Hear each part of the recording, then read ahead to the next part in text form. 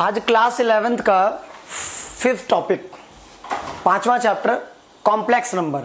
Chapter क्या नाम है? Complex number. चैप्टर का नाम है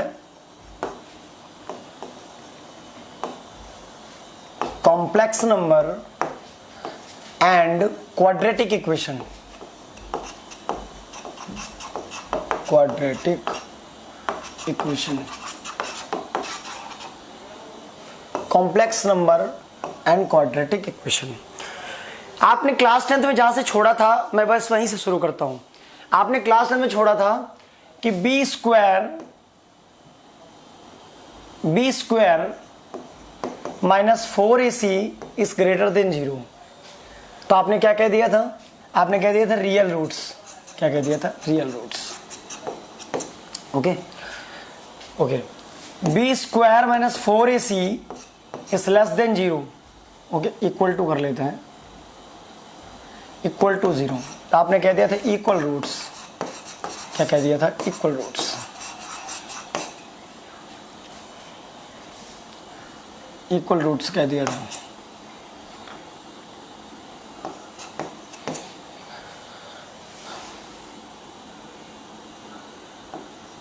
okay, b square minus 4ac is less than 0। तो यहां आपने कह दिया था इमेजनरी रूट। क्या कह दिया था? Imaginary root. मतलब आप ये कहा करते थे क्लास 10th में कि अब यहां से इसको सॉल्व करने की पॉसिबिलिटीज नहीं है। मतलब वैल्यू आ जाती थी बी स्क्वायर, मान लीजिए डी की वैल्यू आपने निकाली, वैल्यू आपने निकाली, d equal to under root आ गया माइनस का 1। तो आप कहते थे तो नॉट पॉसिबल। आप कहते थे नॉट पॉसिबल।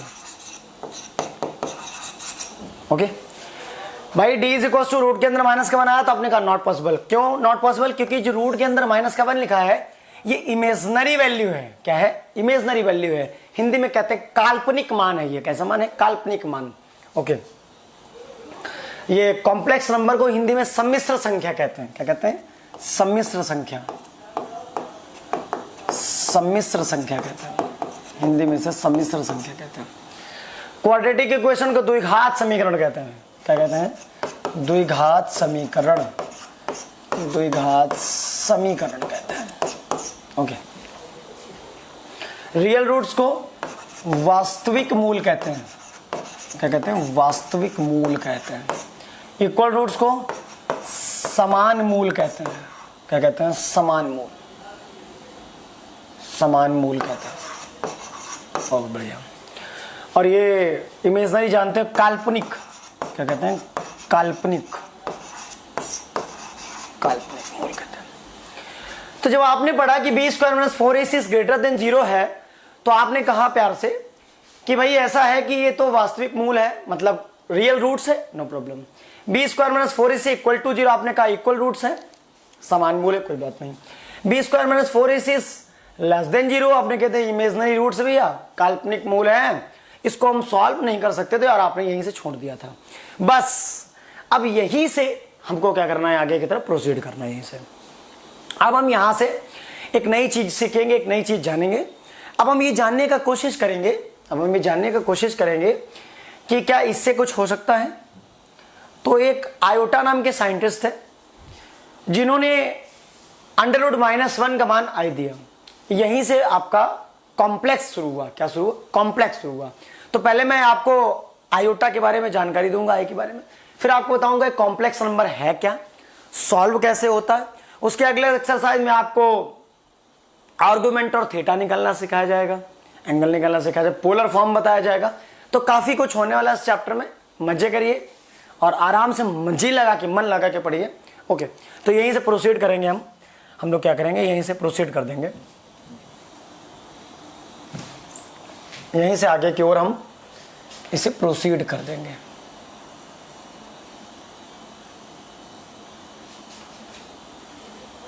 चलिए, ओके। तो क्या हुआ? अंडर रूट माइनस का 1, इसको हमने मान लिया आई। क्या मान लिया? आई। कि जो आई की वैल्यू है, इधर कर देता हूं, कि भाई ये जो आई की वैल्यू है, आई की वैल्यू है, ये है अंडर रूट माइनस का 1, ये आई की वैल्यू है। ठीक, हमने कहा बोथ साइड स्क्वायर, हमने कहा बोथ साइड स्क्वायर, दो तरफ वर्क कर दो। तो आई स्क्वायर की वैल्यू क्या आ गई, आई स्क्वायर की वैल्यू आ गई माइनस का 1, आई स्क्वायर की वैल्यू क्या आ गई माइनस का 1। अच्छा मुझे आई क्यूब की वैल्यू चाहिए, तो आई क्यूब क्या लिखूंगा मैं, आई स्क्वायर इंटू आई। अरे देखो ना, आई क्यूब को मैं क्या लिखूंगा, आई स्क्वायर इंटू आई। तो मैंने कहा कि आई स्क्वायर आई क्यूब इक्वल आई स्क्वायर इंटू आई, तो आई क्यूब वैल्यू क्या गई, आई स्क्वायर की वैल्यू माइनस का 1 इंटू आई, तो आई की पावर 3 की वैल्यू मेरे पास क्या गई माइनस का आई। बहुत बढ़िया। अब आई की पावर 4, तो आई की पावर 4 को मैं लिख सकता हूं, यहां कर दूंगा मैं, आई की पावर 4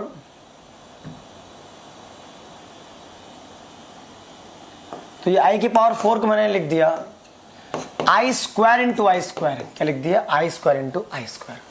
तो आई की पावर 4 इक्वल टू क्या गया, आई स्क्वायर माइनस 1 इंटू माइनस 1, तो आई की पावर 4 की वैल्यू क्या आ गई 1।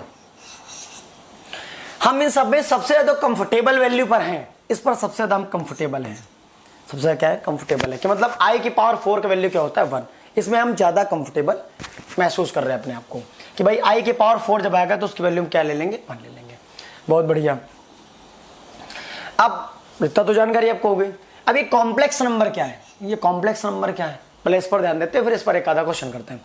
कॉम्प्लेक्स नंबर क्या है, combination of real number and imaginary number, that's called complex number. क्या बोला मैंने, combination of real number, combination of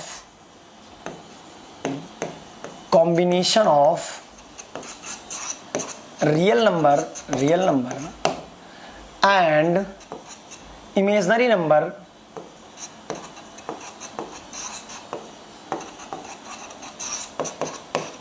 that's called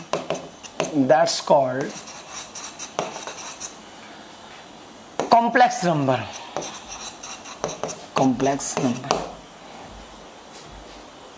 okay. तो हमने क्या कहा,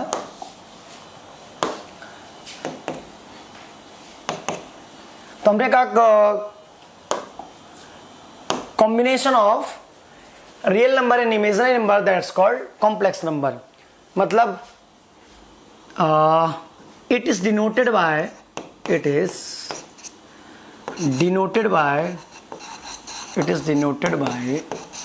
capital Z, it is denoted by capital Z. तो Z is equals to a plus i b, z equals to a plus i b. अब ये Z क्या है, Z ही तो आपका कॉम्प्लेक्स नंबर है, जेड क्या है आपका, जेड ही तो आपका कॉम्प्लेक्स नंबर है। ए क्या है आपका, ए आपका रियल नंबर है। बी क्या है आपका, बी आपका इमेजिनरी नंबर है, बी आपका क्या है इमेजिनरी नंबर है। हिंदी में ये आपका सम्मिश्र संख्या है जेड, जेड क्या है आपका सम्मिश्र संख्या है जेड। जो आपको ए दिख रहा है ये क्या है, ये वास्तविक संख्या है, ये आपका क्या है वास्तविक संख्या है, ओके। तो ये जो आपका बी है वो क्या है, जो बी है आपका काल्पनिक संख्या है, क्या है काल्पनिक संख्या है आपका, जो ये बी है वो क्या है, ये काल्पनिक है, काल्पनिक है आपका, बहुत अच्छा। तो combination of real number and imaginary number, that's called complex number. अच्छा मैं प्यार से अगर ये बोलूं कि वास्तविक संख्या और काल्पनिक संख्या के समायोजन को सम्मिश्र संख्या कहते हैं, ये हिंदी में डेफिनेशन है क्या, कि वास्तविक संख्या और काल्पनिक संख्या के समायोजन के या योग को हम क्या कहते हैं, सम्मिश्र संख्या कहते हैं। बहुत बढ़िया। अच्छा तो ये आप जान गए कि भाई जेड बराबर ए प्लस आई बी होता है, जिसमें जेड आपका कॉम्प्लेक्स नंबर है, ए आपका रियल नंबर है और बी आपका इमेजिनरी नंबर है। बहुत बढ़िया। अब इसी पर हम कुछ क्वेश्चन करेंगे, कुछ चीजों को समझेंगे, बात सुनेंगे ध्यान से। चलो इरेज कर दूं मैं, नहीं इरेज करता, आगे बढ़ा देता हूं।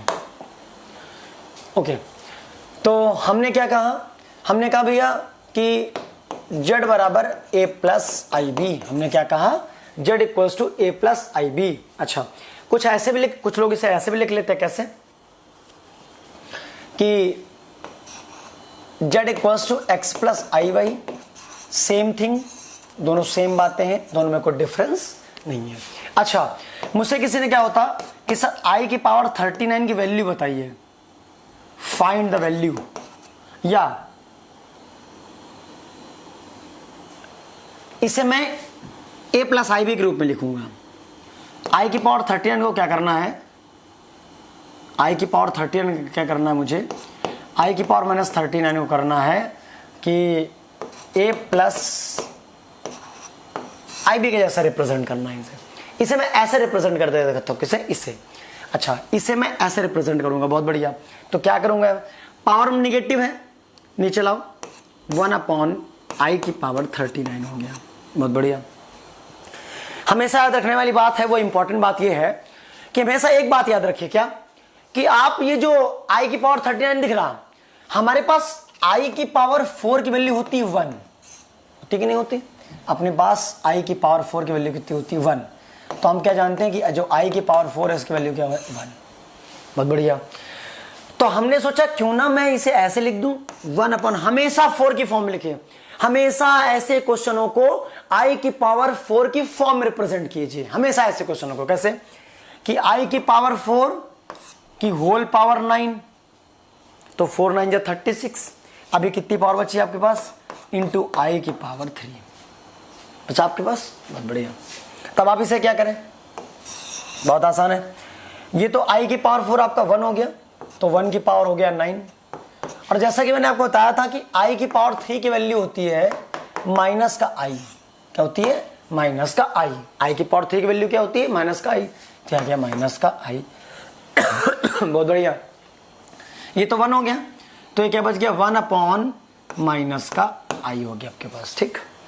अब मैं 1 को क्या लिख सकता हूं, i की पावर 4/- i लिख सकता हूं, एक i से एक i कैंसिल, तो क्या बचा, माइनस का i की पावर 3 ऊपर बचा, और i की पावर 3 की वैल्यू क्या होती है, फिर से माइनस का i, i की पावर 3 की वैल्यू क्या है, फिर से माइनस का i, तो माइनस और माइनस का i, तो माइनस माइनस क्या हो गया, प्लस आपके पास, अच्छा i। अब मुझे क्या, किस फॉर्म में रिप्रेजेंट करना था, मुझे तो a प्लस आई बी के फॉर्म में रिप्रेजेंट करना था, लेकिन प्रॉब्लम क्या है, प्रॉब्लम सबसे बड़ी मेरे पास ये है कि मेरे पास i तो आ गया मगर a नहीं, तो इसे क्या लिख देंगे कि z equals to 0 plus i। कुछ समझ में आई, बल्ले पड़ा कुछ, बहुत बढ़िया। एक आधा क्वेश्चन आपको और करके दिखाता हूं, एक आधा क्वेश्चन आपको और करके दिखाता हूं। क्या करना पड़ेगा मुझे, मान लीजिए कि एक क्वेश्चन और देख लीजिए, लिखा होता कि i की पावर 100, i की पावर 100 मान लो 100, ठीक। वो कहता है a प्लस आई बी में लिखो, किसमें लिखो, a प्लस आई बी में।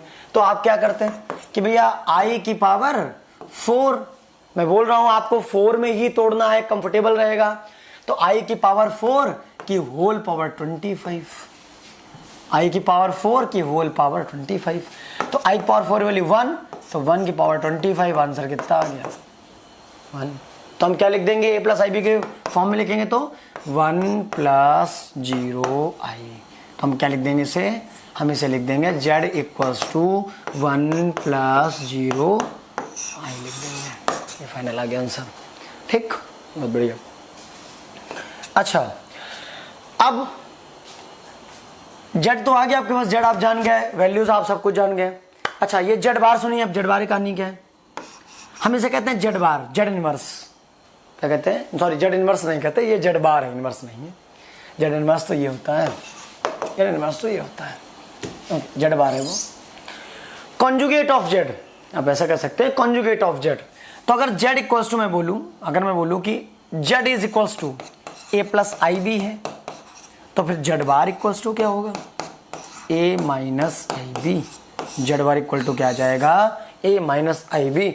अगर वो कोई आपसे कहता है कि z बराबर x प्लस आई वाई, तो z बार क्या होगा, तो z बार इक्वल्स टू हो जाएगा x माइनस का आई वाई।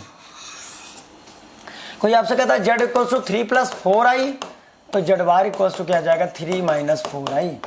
या कोई आपसे कहे कि z equals to 5 minus 4i, तो z bar equals to 5 plus 4i, z bar equals to 5 plus 4i। Okay, ये जड़ और जड़ बार का नहीं समझ गया। अब ये मॉड जेड कैसे निकाला जाता है? मॉड जेड निकालने की कहानी क्या है? मॉड जेड के आंसर मतलब होता है, अगर मैं जेड को मानूं ए प्लस आई बी, अगर जेड को मानूं ए प्लस आई बी, तो मॉड जेड बराबर क्या होता है? A square plus b square. Mod z बराबर क्या होता है? A square plus b square in the root a square plus b square. तो अगर मैं इस जेड को मानूं, अगर मुझे इसका मॉड जेड निकालना होता तो अंडर रूट 5 का स्क्वायर प्लस -4 का स्क्वायर। तो मॉड जेड बराबर क्या आ जाता? Under root 25 plus 16। तो मॉड जेड कितना आ जाता? Under root 41। ये आपका मॉड जेड रहा।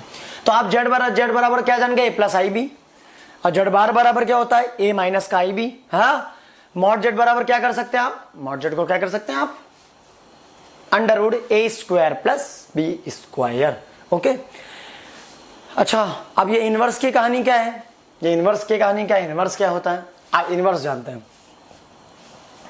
आप इनवर्स समझते हैं। इनवर्स क्या है? ये इनवर्स का खेला क्या है? ये इनवर्स ठीक। कॉम्प्लेक्स नंबर में इनवर्स कैसे फाइंड किया जाए भाई? ये कॉम्प्लेक्स नंबर में इनवर्स कैसे निकाला जाए? तो फॉर्मूला होता है z inverse equals to z bar upon mod z का होल स्क्वायर। जेड इनवर्स बराबर क्या होता है? जेड इनवर्स इक्वल्स टू होता है Z bar upon mod z का होल स्क्वायर। अगर मैं आपसे बोलूं कि भाई जेड इक्वल्स टू 3 + 4i लिखा है, अब मुझे क्या करना है? Find Z inverse. क्या करना है? Find Z inverse. अब मुझे जेड इनवर्स निकालना है, तो मैं क्या करूंगा? मैं फटाफट पहले जेड बार निकालता हूं। तो जेड बार क्या आ जाएगा? 3 - का 4i, 3 - का 4i। अब मुझे मॉड जेड निकालना है, तो मॉड जेड बराबर क्या आ जाएगा? अंडर रूट 3 का स्क्वायर प्लस -4 का होल स्क्वायर। 3 का स्क्वायर प्लस अंडर रूट -4 का होल स्क्वायर। तो मॉड जेड की वैल्यू क्या आ गई मेरे पास? 3 3 जा 9 प्लस 4 4 जा 16। तो मॉड जेड कितना आ गया भाई? 25। तो मॉड जेड कितना आ गया आपके पास? 5 आ गया। अब सारी वैल्यूज क्या करनी? यहाँ पर रख देनी। तो जेड इनवर्स बराबर जेड बार मतलब 3 - का 4i अपॉन मॉड जेड का होल स्क्वायर। कहाँ चला गया? ये मॉड जेड कहाँ चला गया? 5। तो ये 5 का भैया होल स्क्वायर। तो जेड इनवर्स क्या आ गया? 3 - का 4i अपॉन पे 5 का स्क्वायर 25। तो जेड इनवर्स क्या आ गया? 3/25 प्लस प्लस कहाँ से आ जाएगा? 3 - का 4 3/25 माइनस का 4/25 आई। तो ये आपका रियल वैल्यू और ये आपका इमेजिनरी वैल्यू। जो सबसे ज्यादा पूछा जाता है बच्चों से सवाल, बच्चे पूछा करते हैं सर ये क्वेश्चन बताइए क्या 1 + i की पावर 4, ये कहता है ये क्वेश्चन नहीं आ रहा। ये बड़ा आसान क्वेश्चन है, कैसे करना ध्यान से सुनिए। सबसे पहले फर्स्ट ऑफ ऑल आप लिखिए 1 + i का होल स्क्वायर का स्क्वायर। सही है, बहुत बढ़िया, समझ में आना चाहिए। अब a + b का होल स्क्वायर क्या होता है? अब इतना तो आप जानते होंगे ना, a + b का होल स्क्वायर क्या भैया? a² + b² + 2ab। या आप ऐसे भी लिख सकते हैं, कैसे? a² + 2ab + b², जैसे मैं ना लिख सकते हैं, कोई दिक्कत नहीं। तो a² मतलब 1, b² मतलब i का स्क्वायर, प्लस का 2a मतलब 2i और इस पूरे का होल स्क्वायर। तो 1 तो एज इट इज, i² मतलब माइनस का 1, प्लस का बेटा 2i, अब इसका होल स्क्वायर। बहुत बढ़िया। तो 1 से 1 तो कैंसिल हो गया, बचा क्या? 2i और 2i का होल स्क्वायर। तो 2 का स्क्वायर बेटा 4 और ये i²। हाँ, तो 4 और i² की वैल्यू क्या होती है? i² की वैल्यू होती है माइनस का 1। i² की वैल्यू क्या होती है? माइनस का 1। तो 4 × माइनस का 1 आ गया राजा। तो आंसर हमारा क्या आ गया? माइनस का।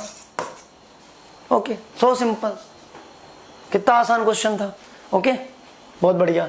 तो इस एक्सरसाइज में ऐसा कुछ नहीं है। अब अच्छा, आपको a + b का होल क्यूब नहीं आ रहा, हाँ, आप वो नहीं निकाल पा रहे हैं, तो फिर बड़ी प्रॉब्लम्स हैं आपके लिए, तो बड़ी समस्या है आपके लिए। अदरवाइज एक्सरसाइज में ऐसा कुछ नहीं है जो आपको इससे कुछ बाहर मिले। आपसे पूछेगा a + ib में बताइए क्वेश्चन को, आप आराम से रिप्रेजेंट कर सकते हैं। फिर आपसे कहेगा वो जेड इनवर्स वगैरह वगैरह बताइए, जेड बार बताइए, मॉड जेड बताइए, मैंने सब कुछ तो आपको बता दिया, इससे ज़्यादा कुछ है नहीं। अब हम पढ़ते हैं कॉम्प्लेक्स नंबर। क्या हम क्या पढ़ते हैं, अब हम जानते हैं कॉम्प्लेक्स नंबर के बारे में। ओके, तो पहले एक्सरसाइज तो एकदम बिल्कुल कुछ है नहीं खासा, आपने देखा भी, आपने सब कुछ मैंने बताया कि आई की वैल्यू √-1, आई की वैल्यू आई स्क्वायर का माइनस का 1, आई की पावर 3 की माइनस का आई की पावर 4 का 1। फिर आपको बताया आपको कैसे a + IB की फॉर्म में क्वेश्चन को रिप्रेजेंट किया जाए। फिर आपको मैंने बताया कि ये मॉड जेड जेड बार कैसे आएगा, मॉड जेड कैसे निकाला जाए, जेड बार कैसे निकाला जाए। अब हम बेसिकली पोलर फॉर्म सीखना चाहते हैं। हम क्या सीखना चाहते हैं, polar form, polar form, polar form. अबे पोलर फॉर्म क्या है, हिंदी में कहते हैं ध्रुवीय रूप। क्या कहते हैं, हिंदी में कहते हैं ध्रुवीय रूप, पोलर फॉर्म, ध्रुवीय रूप कहते हैं। अच्छा, कैसे सॉल्व किया जाए, इसे कैसे सॉल्व किया जाए, समझिए ध्यान से। r cos theta plus i sin theta. Okay, आई बात समझ में, ये होता है पोलर फॉर्म। ये सब आर्गन प्लेन से आता है। थोड़ा सा नज़र अगर डालो, थोड़ा सा नज़र डालो अगर, तो ये आपका आर्गन प्लेन है। ये आपका रियल एक्सिस, रियल एक्सिस माने एक्स एक्सिस, ये आपका इमेजनरी एक्सिस माने वाई एक्सिस। ओके, मैंने यहाँ कोई पॉइंट ले लिया, मैंने यहाँ कोई पॉइंट ले लिया x, y, क्या ले लिया x, y। दिख रहा होगा आपको, ये क्या है x है, जबकि ये क्या है आपका y है, दिख रहा होगा आपको। ठीक, इसे मैंने r कह दिया, इसे मैंने कह दिया r, क्या कह दिया, r कह दिया। तो अगर मैं r की वैल्यू निकालूँ यहाँ से, r की, अगर मैं यहाँ से r की वैल्यू निकाले, आपको राइट एंगल ट्रायंगल दिख रहा होगा, तो ये O A और ये B मान लो, तो आपको राइट एंगल ट्रायंगल अगर निकालूँ, राइट एंगल ट्रायंगल पाइथागोरस अगर लगाऊँ, तो आपको दिख रहा होगा OA का square is equals to AB का स्क्वायर प्लस OB का स्क्वायर। तो क्लियर दिख रहा होगा, OA का स्क्वायर बराबर आ जाएगा x square plus y square. ठीक है, अब x स्क्वायर वाई स्क्वायर इधर लिखो हुआ उधर लिखो, कोई फर्क नहीं पड़ता, क्योंकि OB तो x है, AB y है। तो OA के OA मतलब r, OA का मतलब क्या है, OA का तो मतलब r है ना। तो r इज इक्वल्स टू क्या आ जाएगा, √x square plus y square. तो हमें यहाँ से पता चला कि ये जो r है, r, ये r की वैल्यू कैसे निकालनी जाएगी, √x square plus y square की मदद से हम किसकी वैल्यू निकालने वाले हैं, r की वैल्यू निकालने वाले हैं। ठीक, आई होप आपको इतना समझ में आया होगा। ओके, और अगर मैं पूरा सिचुएशन इक्वेशन आपको बताऊं कि आई कहां से, अगर मैं पूरा बताऊं तो पूरा देख लीजिए। अच्छा, sine theta is equals to क्या होता है, sine theta is equals to क्या होता है, PVP अपॉन HHB, या हिंदी में कहूं तो लाल बटे कक्का। तो साइन थीटा को क्या होता है, perpendicular upon hypotenuse, perpendicular upon hypotenuse मतलब y अपॉन पे r। अच्छा, हमारे पास क्या होता है, हम क्या जानते हैं, हम जानते हैं z equals to x plus i y, z equals to x plus i y. अब मुझे x की और y की वैल्यू चाहिए, क्या की चाहिए, x की वैल्यू और y की वैल्यू चाहिए। तो साइन थीटा इक्वल्स टू क्या गया, y। तो y की वैल्यू कितनी आ जाएगी यहाँ से, r साइन थीटा, क्या जाएगी, r साइन थीटा। अब अगर मैं यहाँ से cos थीटा की वैल्यू निकालने जाऊँ, अगर मैं यहाँ से cos थीटा की वैल्यू निकालने जाऊँ, ये मैं हटा रहा हूँ यहाँ से, अगर मैं cos थीटा की वैल्यू निकालने जाऊँ, कोई दिक्कत नहीं, अगर मैं cos थीटा की वैल्यू निकालने जाऊँ तो क्या मैं कैसे निकालूंगा, अब बेस अपॉन हाइपोटेन्यूस, तो बेस क्या आपका x, हाइपोटेन्यूस आपका r है, तो ये क्या आ जाएगा, x equals to r cos theta, क्या आ जाएगा, r cos थीटा आ जाएगा। Okay, so simple. तो ये रही x की वैल्यू, ये रही y की वैल्यू, और दोनों वैल्यू कहाँ रखनी, पुट कर दो यहाँ। तो z इक्वल्स टू क्या आ जाएगा, x मतलब r cos theta plus x equal to r cos theta, y equals to क्या बेटा, r sine theta, i r sine theta, i r sine theta. दोनों से बेटा r कॉमन कर लो, r कॉमन करो, तो cos थीटा प्लस आई sine theta आ गया polar form. बस यहीं से पोलर फॉर्म का जन्म हुआ, उत्पत्ति हुई। ओके, बहुत बढ़िया।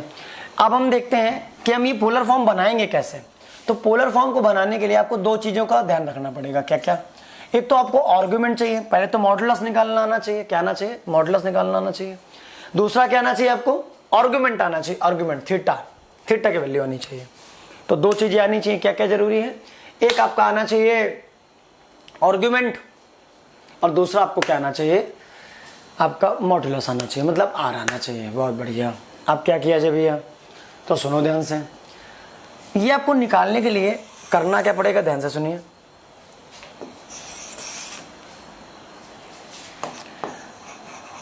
tan alpha is equals to tan alpha is equals to tan alpha is equals to imaginary mod के अंदर इमेजनरी जेड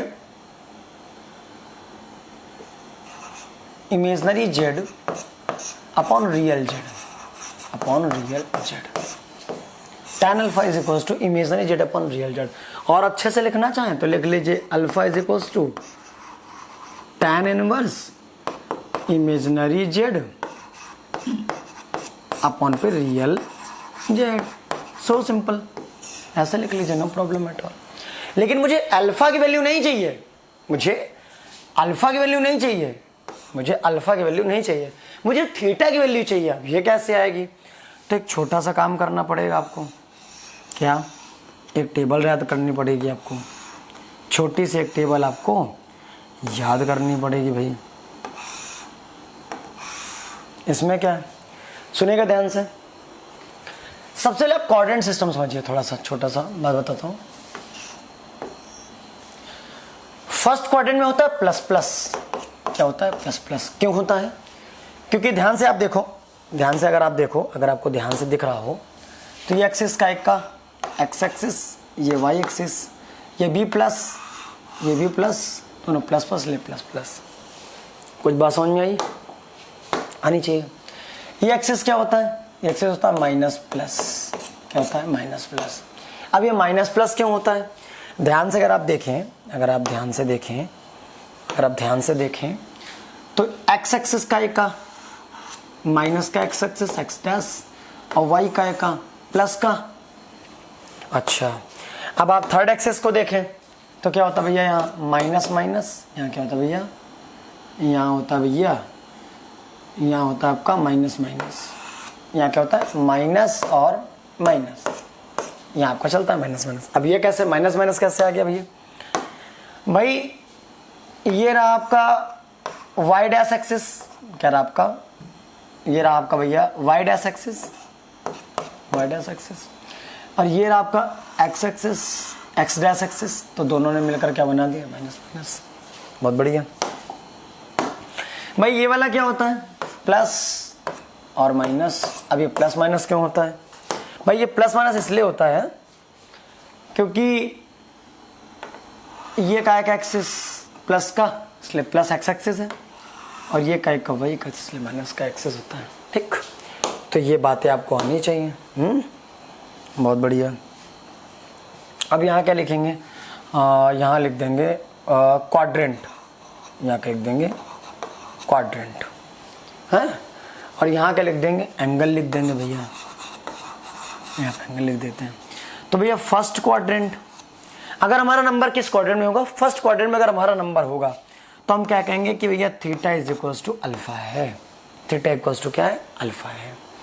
अगर सेकंड क्वाड्रेंट में होगा तो हम कहेंगे theta equals to pi minus alpha है। अच्छा भैया, अगर वो थर्ड क्वाड्रेंट में होगा तो हम कहेंगे थीटा इक्वल्स टू माइनस का पाई माइनस का अल्फा है। और अगर भैया फोर्थ क्वाड्रेंट में होगा तो हम कहेंगे थीटा इक्वल्स टू माइनस का अल्फा है। ये आपको चार बातें याद रखनी है। अब ये मिलेगा कहाँ से? ये आपको क्वेश्चन बताएगा, ये आपको सारी जानकारी क्वेश्चन देगा कि वो किस क्वाड्रेंट में है, क्या है, कैसा है, कहाँ है। तो ये जानकारी आपको पूरी कौन देगा? सब आपको ये जानकारी देने वाला है क्वेश्चन।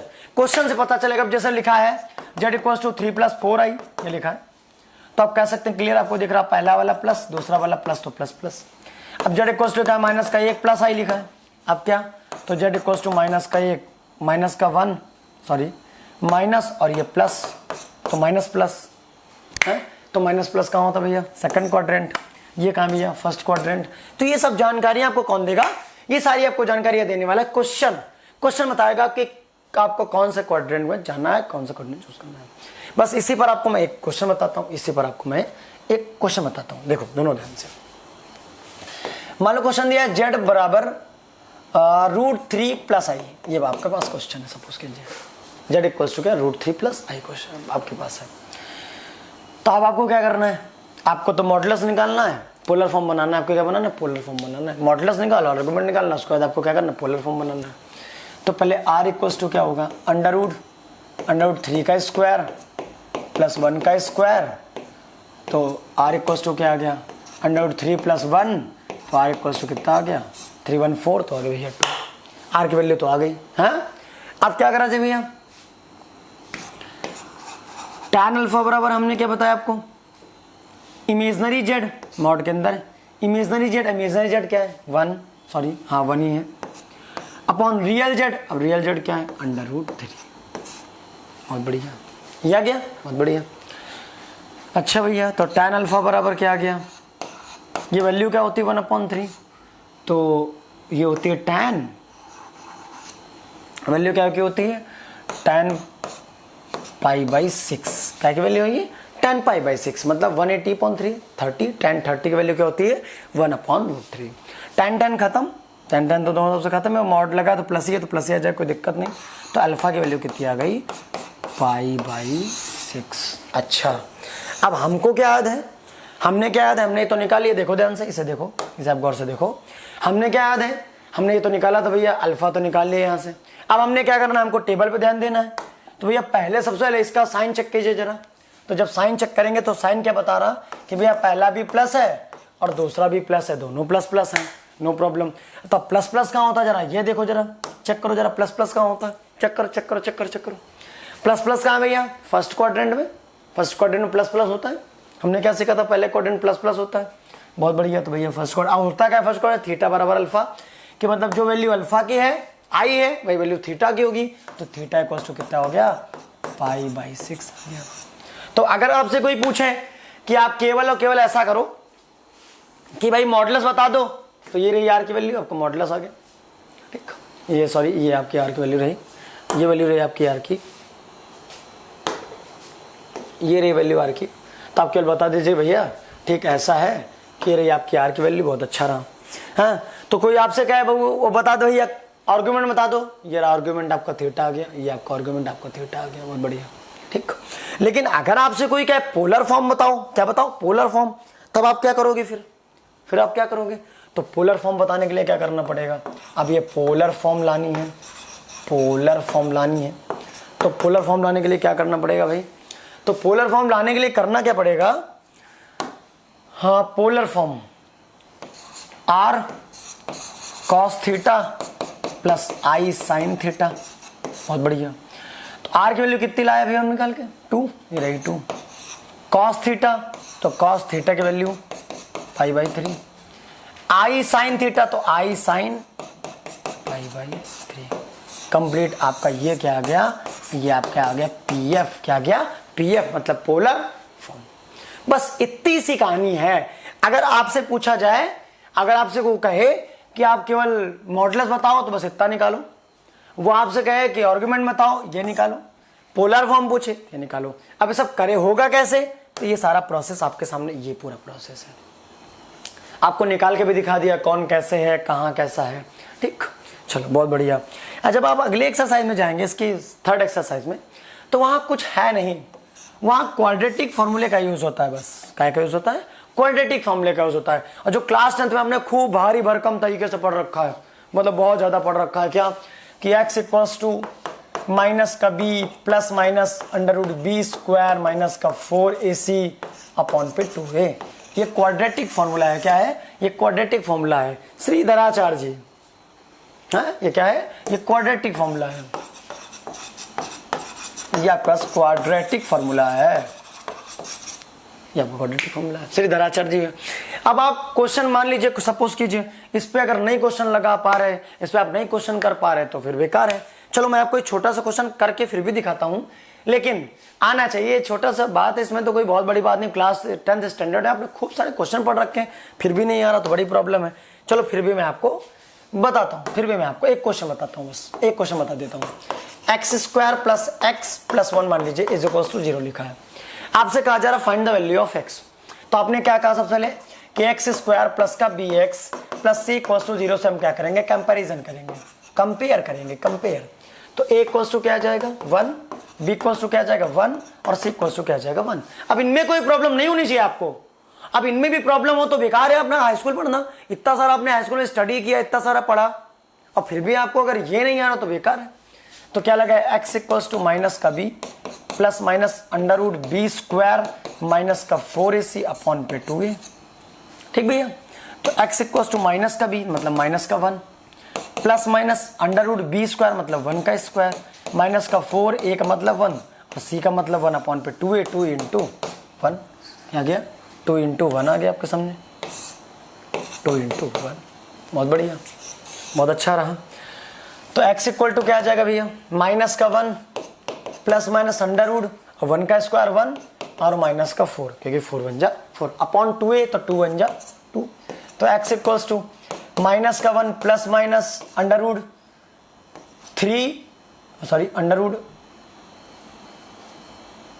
तो 4 में 1 जाएगा तो कितना आ जाएगा, जब 4 में 1 जाएगा तो 2 आ जाएगा, सॉरी 4 में 1 जाएगा तो माइनस का 3 आ जाएगा, तो अंडर रूट माइनस का 3 आ जाएगा अपॉन 2 आ गया। x इक्वल्स टू माइनस का 1 प्लस माइनस, अब इसके मैं क्या लिख सकता हूँ, रूट के अंदर माइनस का 1 इंटू 3 माइनस 1 इंटू 3 लिख सकता हूँ, बिल्कुल लिख सकता हूँ, अपॉन 2 मतलब ये 2 आ गया। x इक्वल्स टू माइनस का 1 प्लस माइनस, रूट के अंदर माइनस का 1 की वैल्यू कितना है, तो रूट 3 प्लस क्या गया, रूट 3 आई, क्या गया, रूट 3 आई अपॉन 2।